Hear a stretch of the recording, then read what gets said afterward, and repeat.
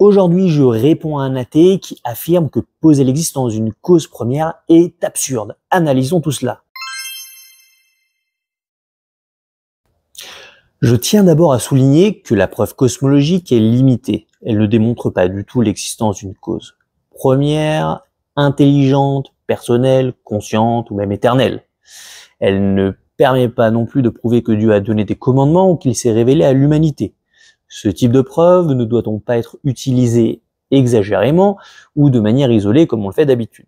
Elle constitue un élément parmi d'autres qui, dans un ensemble plus large de raisonnements, peuvent ensemble fonder rationnellement une foi juive. Cela étant dit, de quoi parle-t-on? Eh bien, la preuve cosmologique, ça repose sur un principe d'expérience fondamentale. Tout ce que nous connaissons, tout ce qui existe dans notre champ d'observation, semble avoir une cause pour exister. On ne voit pas d'exemple de choses surgissant d'elles-mêmes, sans raison ni origine. Refuser ce principe, d'ailleurs, reviendrait à détruire toute forme de raisonnement scientifique. Et donc, on a notre univers qui a besoin de causes. D'un autre côté, une chaîne de régression causale infinie est un concept logiquement problématique. J'ai d'ailleurs fait une vidéo un peu plus approfondie sur le sujet. Je mettrai le lien dans la description. Et c'est pourquoi on pose une cause première qui est à l'extérieur du monde, qui ne fait pas partie de notre expérience, dans ce sens-là, elle est à l'extérieur, et qui est cette cause première incausée. Donc on a besoin d'un côté d'une cause première, mais d'un autre, on ne peut pas aller à la régression à l'infini. Et puis notre athétype, Thomas, objecte également, pourquoi ne pas dire que le monde dans sa totalité n'a pas besoin de cause, que le tout est différent de ses parties?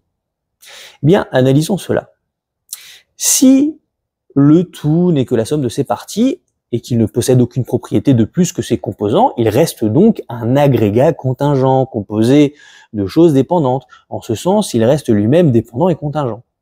Mais si on affirme que le tout est plus que ses parties et qu'il possède une propriété spéciale, comme par exemple la nécessité d'existence, alors on n'est plus en train de parler du monde empirique tel que l'on connaît, mais plutôt d'une autre entité ou d'un principe transcendant, d'une cause première. Et donc ça revient à valider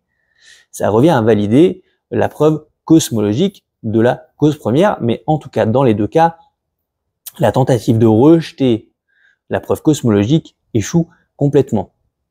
Parce que soit on maintient l'univers comme un tout contingent, ou alors on lui admet une transcendance en tant que l'univers comme un tout, soit on va vers une régression à l'infini, ce qui est également problématique.